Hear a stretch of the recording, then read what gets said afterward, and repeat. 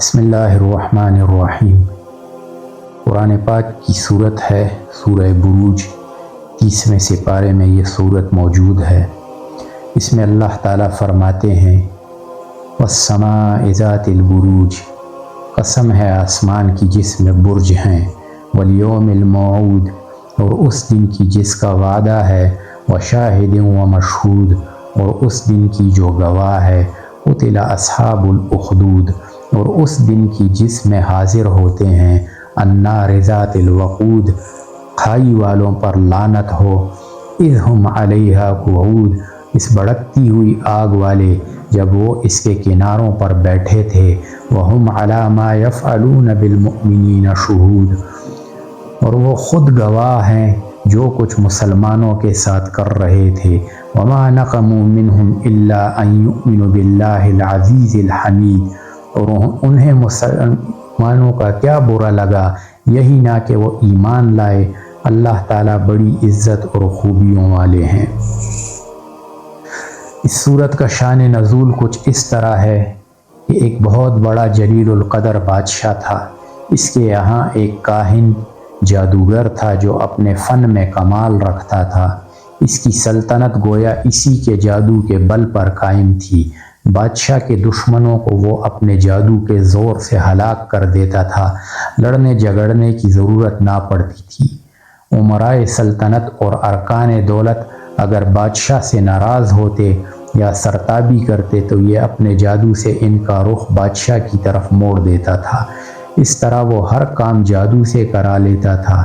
جب وہ جادوگر بوڑھا ہو گیا اور اس کو اپنی زندگی سے نا امیدی ہوئی تو اس نے بادشاہ سے عرض کیا کہ میں بوڑھا ہو گیا ہوں، میری عمر اخیر ہونے کو ہے، آپ کوئی ذہین اور سمجھدار لڑکا میرے سپرد کر دیں تاکہ میں اس کو اپنا علم سکھا دوں، تاکہ میرے بعد وہ آپ کے امور سلطنت کو درست رکھے۔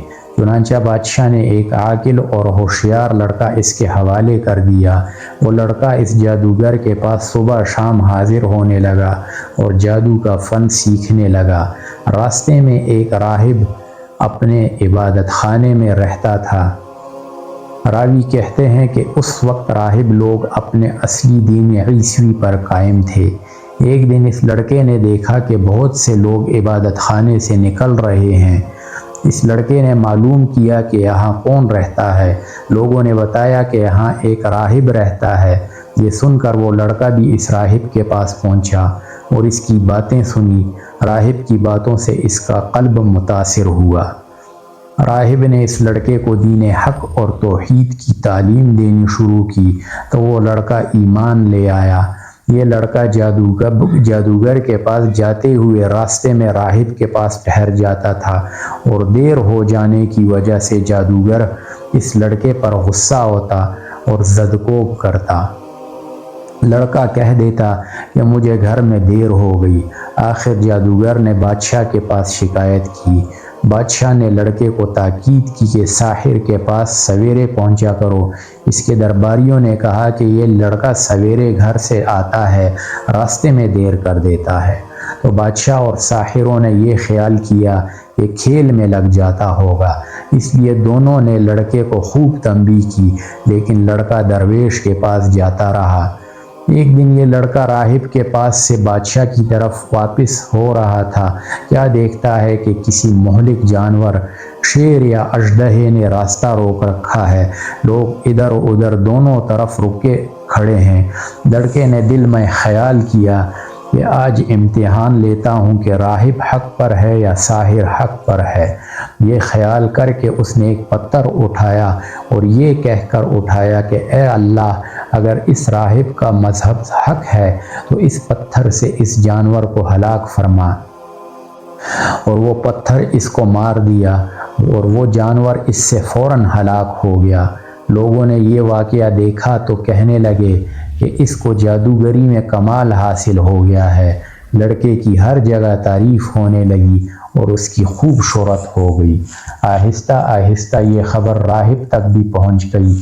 اس نے لڑکے کو تنہائی میں بلا کر کہا کہ بیٹا، تجھ کو اللہ تعالیٰ نے بزرگی و کمال سے نوازا ہے، میں جانتا ہوں کہ تیرا مرتبہ بہت بلند ہوگا اور تو کسی آزمائش میں مبتلا ہوگا، لیکن یاد رکھنا کہ میں بہت کمزور اور بوڑھا ہوں، کسی کو میرا پتہ نہ دینا۔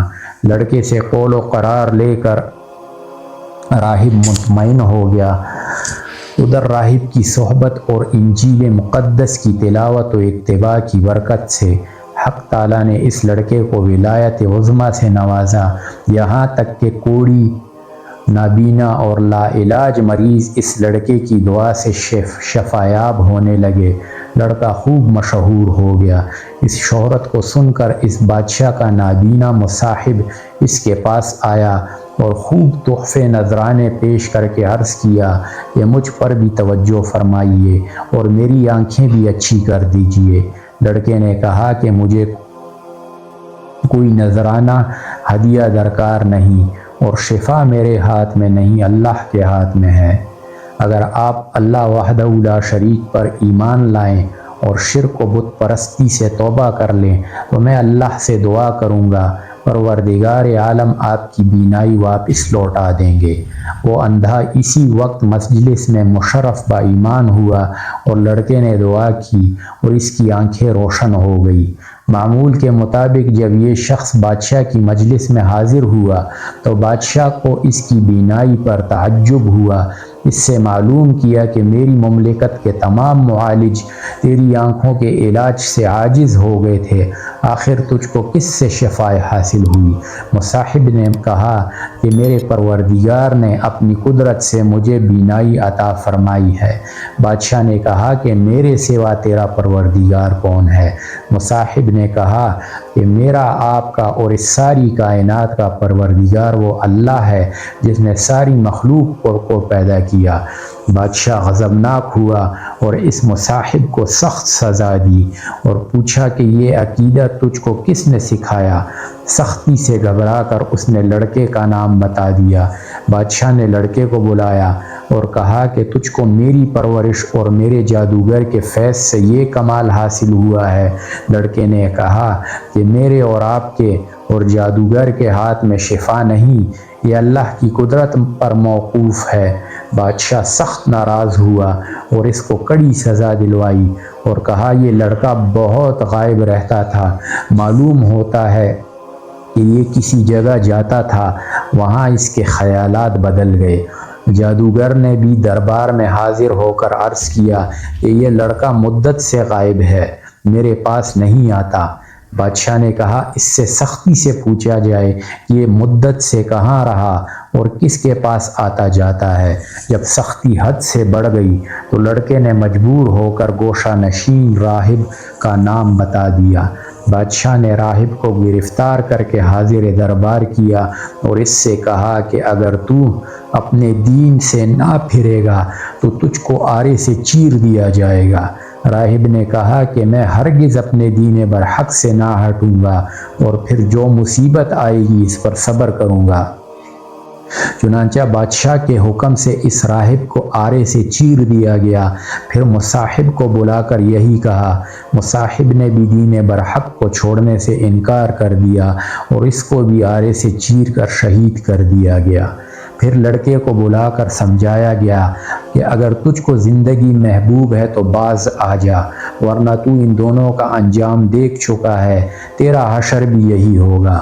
لڑکے نے بادشاہ کی بات ماننے سے انکار کر دیا تو بادشاہ نے چند آدمیوں کو حکم دیا کہ اس لڑکے کو پہاڑ کی چوٹی پر لے جاؤ اور اس کو خوب سمجھاؤ، اگر مان گیا تو اس کو بڑا مقام دوں گا اور اپنا مصاحب بنا لوں گا، اور اگر یہ باز نہ آئے تو پہاڑ کی چوٹی پر سے اس کو دھکیل دینا تاکہ اس کے اعضاء پاش پاش ہو جائیں۔ جب اس کو پہاڑ پر لے گئے اور سمجھایا دھمکایا تو لڑکے نے اللہ سے اپنی حفاظت کی دعا کی۔ اسی وقت پہاڑ پر زلزلہ آیا اور شاہی لوگ پہاڑ پر سے گر کر ہلاک ہو گئے۔ لڑکا بعافیت گھر واپس آیا۔ بادشاہ نے پوچھا کہ وہ لوگ کہاں ہیں جو تجھ کو لے گئے تھے؟ لڑکے نے جواب دیا کہ میرے پروردگار نے ان کے شر سے میری حفاظت کی اور ان کو ہلاک کر دیا۔ بادشاہ نے دوسرے چند آدمیوں کو حکم دیا کہ اس لڑکے کو ایک کشتی میں سوار کر کے دریا میں لے جاؤ، یہ اپنے دین سے باز آئے تو بہتر ہے ورنہ دریا میں پھینک دو۔ چنانچہ وہ اس کو دریا میں لے گئے اور سمجھایا۔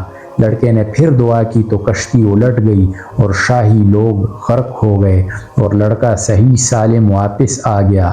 بادشاہ نے ماجرا پوچھا تو لڑکے نے پورا قصہ بیان کر دیا۔ اس لڑکے نے کہا کہ اے بادشاہ، تو مجھے نہیں مار سکتا، ہاں تجھ کو میرا قتل ہی مقصود ہے تو اس کی تدبیر بتا دیتا ہوں، اگر وہ تدبیر اختیار کرے گا تو مجھ کو مار سکے گا۔ بادشاہ نے تدبیر پوچھی تو لڑکے نے کہا، اس شہر کے تمام لوگوں کو شہر سے باہر ایک میدان میں جمع کر لے اور مجھ کو سولی پر چڑھا کر ایک تیر اپنی ترکش سے نکال کر کلمہ بسم اللہ رب ھذا الغلام کہہ کر وہ تیر میرے مار تو میں مر جاؤں گا۔ بادشاہ نے یہی کیا تو اس لڑکے کی کنپٹی پر تیر لگا۔ اس لڑکے نے اپنا ہاتھ کنپٹی پر رکھ لیا اور یہ کہتا ہوا شہید ہو گیا کہ میں اپنے پروردگار کے نام پر شہید ہو کر کامیاب ہو گیا۔ اس واقعے کو دیکھنے پر تمام لوگوں نے بآواز بلند کہا، آمنا برب ھذا الغلام، آمنا برب ھذا الغلام۔ یہ سن کر بادشاہ کے درباریوں نے کہا، آپ نے ان تینوں کو ہلاک کر دیا جو آپ کے مذہب کے خلاف تھے، مگر اب تو سب ہی لوگ آپ کے خلاف ہو گئے۔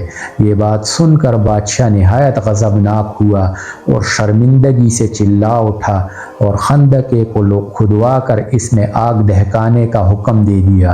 چنانچہ خندق میں آگ دہکائی، اس کے کنارے پر سلطنت کرسیاں بچھا کر بیٹھ گئے اور سب کو حاضر ہونے کا حکم دیا اور کارندوں سے کہا کہ سب سے معلوم کرو، جو اپنے دین سے نہ پھرے اس کو آگ میں ڈال دو۔